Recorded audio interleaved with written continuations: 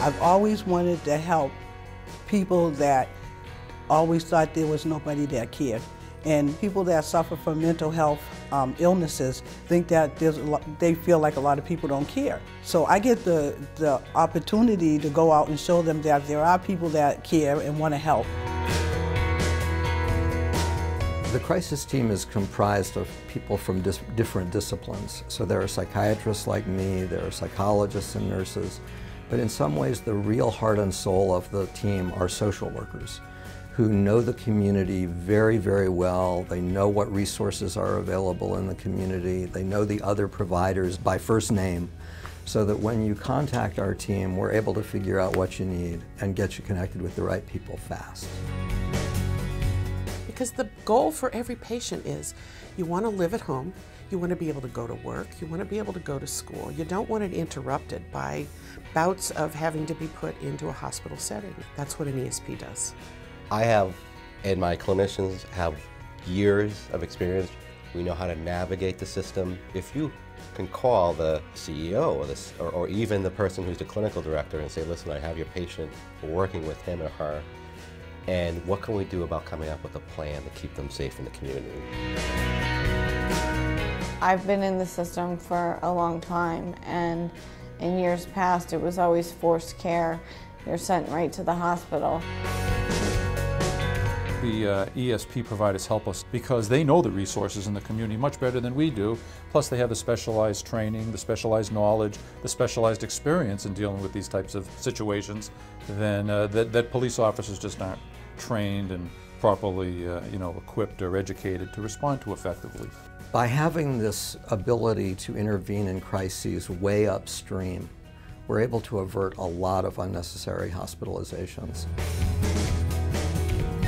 They're absolutely a critical resource at our hospital and a very important asset to all of our team of providers that are at the hospital. They're there on a regular basis to help assess behavioral health issues, work with physicians and nurses and other staff to determine the appropriate placement for patients with behavioral health issues. I can suggest that you go to the Crisis Stabilization Unit. We could help you with getting your medication because you would see one of our psychiatrists while you were still there at the Crisis Stabilization Unit. We can also make sure that your primary care is put in place, your therapist services are put in place, your psychiatry services are put in place. So it's really, really important. The Crisis Stabilization Unit is very important. The biggest part of that, you stay within your community and your family is able to come see you.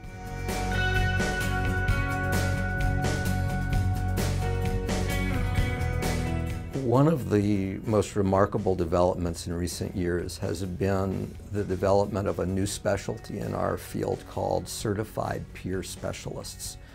These individuals are people who have had significant psychiatric challenges in the past, but are now in a state of significant recovery.